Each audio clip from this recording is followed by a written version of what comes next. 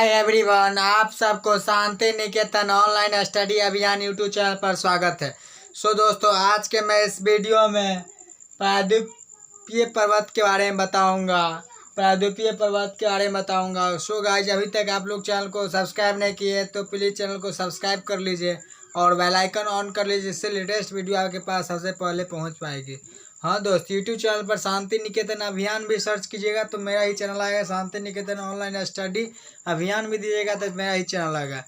Guys, channel को subscribe नहीं किए तो प्लीज़ चैनल को सब्सक्राइब कर लीजिए। और क्लास जानने से पहले आप लोग को मोटिवेट लाइन कुछ ज़रूर शेयर करना चाहते हैं। मोटिवेट लाइन में ये कहना चाह रहे हैं आज के इस सफलता चल करके नहीं आती है। कोई भी व्यक्ति होता है सफलता हासिल करता है, सफलता एक हिसाब से कहना चाह रहे हैं, सफलता चल करके नहीं आती है, हमें उस तक पहुंचना पड़ता है। सफलता चल के नहीं आती है, हमें उस तक पहुंचना पड़ता है। जैसे कि बताते हैं, हर एक पक्षियों के लिए भगवान ने भोजन बना रखा है, लेकिन उसके घोंसले में नहीं। ठीक उसी प्रकार आपके लिए सफलता जरूर रखी हुई है, लेकिन आप मेहनत करके वहां तक पहुंचिए तभी सफलता मिलेगी, अन्यथा नहीं मिल पाती है। सफलता चल करके नहीं आती है, हमें उस तक पहुंचना पड़ता है। ठीक उसी प्रकार जैसे पक्षी के लिए भोजन है, बल्कि उसके घोंसले में नहीं दिया गया है। आइए चलते हैं क्लासों की ओर। क्लास में आज प्रायद्वीपीय पर्वत के बारे में पढ़ेंगे। प्रायद्वीपीय पर्वत, प्रायद्वीपीय क्या होता है? जिसके जो क्षेत्र के तीनों ओर जल से घिरा हो उसे प्रायद्वीपीय क्षेत्र कहते हैं। प्रायद्वीपीय पर्वत, देखिए प्रायद्वीपीय यानी इधर से जल है, इधर से जल है, इधर से जल है ना जी। भारत के इधर से जल है, इधर से जल है, इधर से जल है, तीनों क्षेत्र से जल है, उसे प्रायद्वीपीय क्षेत्र कहते हैं। प्रायद्वीपीय क्षेत्र में अरावली पर्वत के बारे में जानेंगे, विंध्याचल पर्वत के बारे में जानेंगे, सतपुड़ा पर्वत के बारे में जानेंगे, पश्चिमी या सह्याद्री या पूर्वी घाट नीलगिरी के पर्वत के बारे में जानेंगे। आइए देखते हैं अरावली पर्वत। अरावली पर्वत यानी अरावली पर्वत यह ऐसा पर्वत है यह एक ऐसा पर्वत है, आपको ब्लैक मार्कर लेते हैं, जो अरावली पर्वत यह राजस्थान से लेकर के यहाँ पर राजस्थान हो गया, यहाँ से दिल्ली तक, यानी यहाँ पर अरावली पर्वत है। अरावली पर्वत यानी कि यह राजस्थान से लेकर के दिल्ली तक, यहाँ पर दिल्ली है, दिल्ली तक के दक्षिण पश्चिम तक विस्तृत है। कौन? अरावली पर्वत। पर्वत ऐसे ऐसे होता है, समझे जी, ऐसे ऐसे ऐसे ऐसे होता है। लिख दिए अरावली पर्वत है ना जी। आइए देख लेते हैं इसकी कुल लंबाई कितना है। टोटल 1100 किलोमीटर, यानी यहाँ से यहाँ तक टोटल लंबाई कितना है? 1100 किलोमीटर। अरावली पर्वत की कुल लंबाई 1100 किलोमीटर। ये विश्व के सबसे पुराने पर्वत है। अरावली पर्वत विश्व के सबसे पुराने पर्वत है। अरावली पर्वत का सबसे ऊंची शिखर कौन सा है? तो गुरु शिखर। एग्जाम में पूछा गया क्वेश्चन है, वेरी इंपॉर्टेंट पॉइंट है। गुरु शिखर इनकी सबसे ऊंची चोटी है। किसकी? अरावली पर्वत की सबसे ऊंची चोटी क्या है? गुरु शिखर। अरावली पर्वत की सबसे ऊंची चोटी गुरु शिखर है। उस चोटी का अर्थ होता है सबसे ऊपरी, जैसे पर्वत है, पर्वत के सबसे ऊपरी भाग को चोटी कहा जाता है। सबसे ऊपरी भाग अरावली पर्वत के सबसे ऊपरी भाग को चोटी कहते हैं, उसका नाम क्या है? गुरु शिखर। आइए देखते हैं, इस पर प्रसिद्ध पर्यटन स्थल माउंट आबू स्थित है। यानी कि अरावली पर्वत पर प्रसिद्ध पर्यटन स्थल क्या है? माउंट आबू। आइए अगला देखते हैं। पिपली घाट दर्रा इसी पर्वत में स्थित है। पिपली घाट दर्रा, जैसे दर्रा क्या होता है आपको बता देते हैं। जैसे ये पहाड़ है ना, पहाड़ों के बीच से जो रास्ता होता है उसे हम दर्रा कहते हैं। यानी पिपली घाट दर्रा इसी अरावली पर्वत में है। एग्जाम में पूछ देता है कि पिपली घाट दर्रा कहाँ पर स्थित है, कौन सा पर्वत में स्थित है, तो अरावली पर्वत में। गाइज, ये सारा इम्पोर्टेंट है, इसीलिए इम्पोर्टेंट पॉइंट लेकर के हैं, आप लोग फेयर जरूर कर लीजिएगा। आइए चलते हैं अगला पॉइंट, विंध्याचल पर्वत। विंध्याचल पर्वत कहाँ है? यह गुजरात से लेकर के, यानी गुजरात यहाँ है, गुजरात से लेकर के उत्तर प्रदेश तक जो पर्वत पाया जाता है, यानी विंध्याचल पर्वत है। ये विंध्याचल पर्वत है, यानी विंध्याचल पर्वत है। ये उत्तरी भारत और दक्षिणी भारत को विंध्याचल पर्वत क्या करती है, अलग करती है। आगे आइए देखते हैं। विंध्याचल पर्वत यह पश्चिम में गुजरात से लेकर के पूरब में उत्तर प्रदेश, यहाँ पर उत्तर प्रदेश है ना जी, यहाँ पर गुजरात है। पश्चिम में गुजरात से लेकर के पूरब में उत्तर प्रदेश तक विंध्याचल पर्वत विस्तृत है। आइए आगे देखते हैं। यह विंध्याचल पर्वत भारनेर, कैमूर, पारसनाथ पहाड़ियों आदि सम्मिलित रूप है। यानी यह विंध्याचल पर्वत में भारनाथ, कैमूर, पारसनाथ पहाड़ियाँ आदि सम्मिलित है, यानी कि इसमें है। आइए देख लेते हैं। विंध्याचल पर्वत ही उत्तर और दक्षिण भारत को स्पष्ट रूप से अलग करता है। ये बता दिए कि देखिए, विंध्याचल पर्वत भारत को उत्तर भाग, विंध्याचल पर्वत के ऊपर के भाग को उत्तर कहते हैं, विंध्याचल पर्वत के नीचे के भाग को दक्षिण कहते हैं। यानी विंध्याचल पर्वत ही भारत को, उत्तरी भारत को, दक्षिणी भारत को अलग करते हैं। आप लोग को बता दिए थे पहले ही। आइए देख लेते हैं। इसकी औसत ऊंचाई कितना है, 900 मीटर। विंध्याचल पर्वत की औसत ऊंचाई, यानी औसत ऊंचाई यानी कि जितना ऊंचाई होगा उससे भाग दे देते, यानी औसत ऊंचाई। आप लोग औसत पढ़े होंगे, औसत जानते होंगे, बता देते हैं। जैसे ये ऊंचाई हुआ, ये ऊंचाई हुआ, ये ऊंचाई होगा, तीनों का जोड़ करके जो 3 से भाग देते हैं वो औसत में आ जाता है। आइए देख लेते हैं सतपुड़ा का पर्वत। सतपुड़ा का पर्वत बताते हैं। सतपुड़ा का पर्वत बताते हैं। यह अरावली विंध्य सतपुड़ा, यानी यहाँ पर सतपुड़ा का पर्वत होगा। सतपुड़ा पर्वत पश्चिम में राजपीपला आरंभ से होकर के छोटा नागपुर पठार तक विस्तृत है। यहाँ पर सतपुड़ा होगा।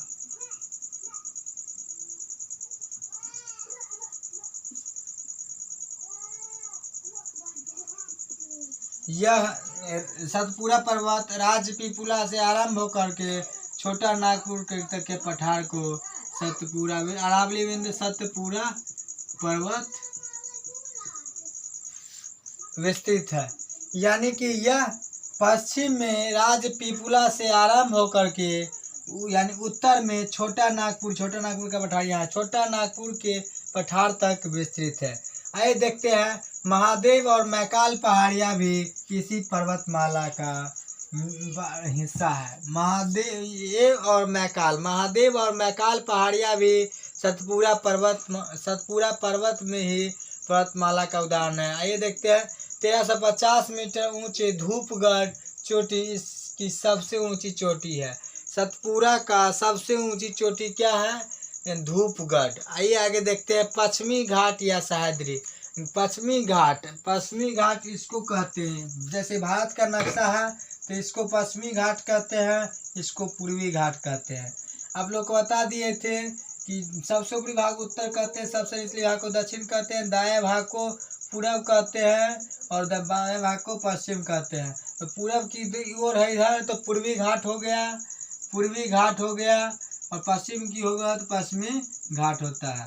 आइए देख लेते हैं। तो पश्चिमी घाट के बारे में कह रहा है। पश्चिमी घाट पर्वत का फैलाव ताप्ती नदी के नीलगिरी, ताप्ती नदी से लेकर के यहाँ पर ही ताप्ती नदी है, नर्मदा है, नर्मदा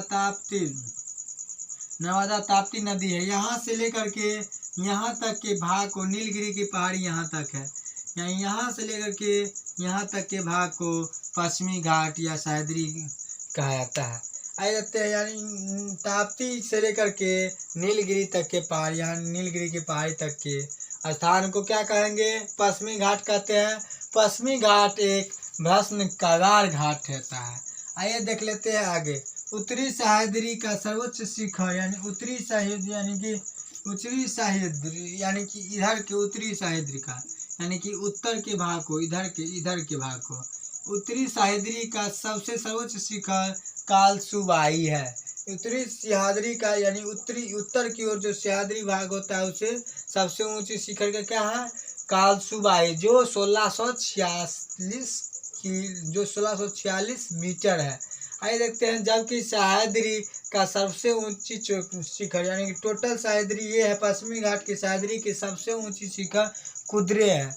कुद्रे की ऊंचाई कितनी है, 1892 है जी, 1892 मीटर होता है। कुद्रे 1892 मीटर तक है। कुटी 1892 मीटर ऊंची होता है। आगे देखते हैं, इस श्रेणी में 4 प्रमुख दर्रे होते हैं। दर्रे आप लोग को बता दें कि 2 पहाड़ों के बीच में जो रास्ता होता है उसे दर्रे कहते हैं। इस पश्चिमी घाट में कौन कौन सा दर्रा पाया जाता है? तो थाल घाट दर्रा पाया जाता है। थाल घाट, बोल घाट, पाल घाट, सेनकोरदा दर्रा। आइए देखते हैं थाल घाट क्या होता है। यह नासिक से लेकर के मुंबई को जोड़ता है। नासिक से लेकर के यहाँ पर जो रास्ता होगा, नासिक से लेकर के मुंबई को जोड़ता है। भोर घाट जो मुंबई को पुणे से जोड़ता है, मुंबई को पुणे से जोड़ता है। पाल घाट यह केरल के दक्षिण भाग को 2 अलग यानी कि केरल यहाँ पर जो रास्ता होगा उसे पाल घाट कहा जाता है। आइए देखते हैं सेनकोरदा दर्रा त्रिपुरा और मदुरई को जोड़ता है, यानी यहाँ पे। आइए आगे देखते हैं पूर्वी घाट। पूर्वी घाट यानी पूरब की ओर जो घाट होगा उसे पूर्वी घाट होगा। हम बता दिए थे पूरब की ओर जो होगा उसे पूर्वी घाट कहते हैं। इसका विस्तार उड़ीसा से लेकर के तमिलनाडु तक है। उड़ीसा कहाँ पे है? उड़ीसा यहाँ पे है। उड़ीसा से लेकर के तमिलनाडु, TN बता रहे थे। यानी कि भारत के सभी राज्यों वाला वीडियो देख लीजिएगा, प्लेलिस्ट में डाल दी है, अच्छा से भारत के सभी राज्यों पर समझ में आ जाएगा। आइए देख लेते हैं पूर्वी घाट। यह उड़ीसा से लेकर के तमिलनाडु तक विस्तृत है। इसकी औसत ऊंचाई यानी 600 यानी कि इस रिवर की औसत ऊंचाई यानी 615 मीटर है। किसकी? पूर्वी घाट की। यानी कि पश्चिमी घाट काफ़ी ऊंची है, यानी पश्चिमी घाट काफ़ी ऊंची है, पूर्वी घाट नीची है। यानी पश्चिमी घाट की ऊंचाई काफ़ी ज़्यादा है, जबकि पूर्वी घाट की ऊंचाई कम है। पश्चिमी घाट की ऊंचाई ज़्यादा है, पूर्वी घाट की ऊंचाई कम है। ये कॉमन एग्जाम में दे देता है, इसलिए आप लोग को बता दी है। और यह श्रेणी 1300 किलोमीटर तक फैली हुई है। यानी कि ये टोटल श्रेणी जो कि है यानी पूर्वी घाट की कितनी किलोमीटर तक फैली हुई है? 1300 किलोमीटर तक। इसकी औसत ऊंचाई बता दिए। पूर्वी घाट के अंतर्गत दक्षिण से लेकर के उत्तर की ओर पहाड़ी को, यानी कि दक्षिण से लेकर के उत्तर तक की पहाड़ी को पालकोंडा, अन्नामलाई, जवादा, शिवराय पहाड़ियों के नाम से भी जाना जाता है। कौन कौन यानी दक्षिण से लेकर के उत्तर तक के कौन कौन के पहाड़ियों के नाम से आता है? तो पालकोंडा पहाड़ी के नाम से, अन्नामलाई पहाड़ी के नाम से, जवादा पहाड़ी के नाम से, शिवराय पहाड़ी के नाम से। आइए आगे देखते हैं। पूर्वी घाट पर्वत का सबसे सर्वोच्च शिखर क्या है? विशाखापट्टनम, जिसकी ऊंचाई 1680 मीटर है। पूर्वी घाट की सबसे ऊंची यानी कि शिखर क्या है? तो विशाखापट्टनम। पूर्वी घाट की सबसे ऊंची शिखर क्या है? विशाखापट्टनम। जबकि सर्वोच्च यानी पश्चिमी घाट की सबसे सर्वोच्च शिखर कुदरे था, जबकि पूर्वी घाट की विशाखापट्टनम। इस श्रृंखला की दूसरी सबसे ऊंची चोटी क्या है? महेंद्रगिरी। पूर्वी घाट की दूसरी सबसे ऊंची चोटी क्या है? महेंद्रगिरी। पहला विशाखापट्टनम, दूसरा महेंद्रगिरी। विशाखापट्टनम की ऊंचाई 1680 मीटर है, महेंद्रगिरी का 1501 मीटर है। आइए देखते हैं नीलगिरी की पहाड़ियाँ। यानी नीलगिरी की पहाड़ियाँ पश्चिमी घाट और पूर्वी घाट। जैसे पश्चिमी घाट ये हुआ,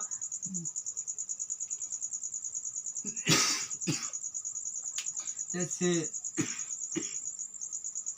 ये पश्चिमी घाट ये हो गया पूर्वी घाट। इस जगह का जो मिलन बिंदु है उसे हम क्या कहेंगे? नीलगिरी की पहाड़ी कहते हैं या नीले पर्वत कहते हैं। यानी पूर्वी घाट और पश्चिमी घाट का जो मिलन स्थल है उसे क्या कहेंगे? नीलगिरी या नीले पर्वत कहते हैं।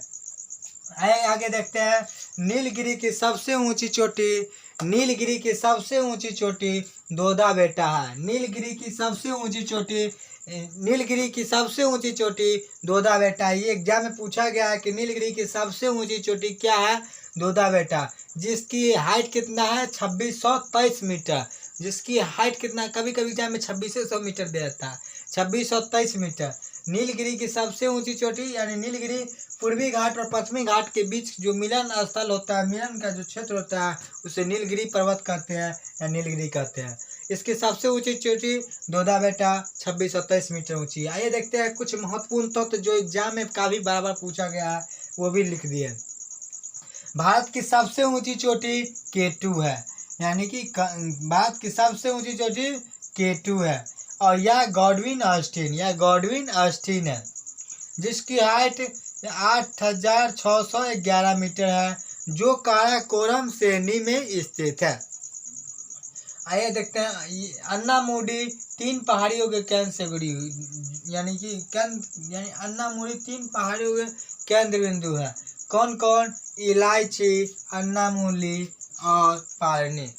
अन्नामुडी 3 पहाड़ियों का केंद्र बिंदु है, इलायची, अन्नामलाई, पारनी।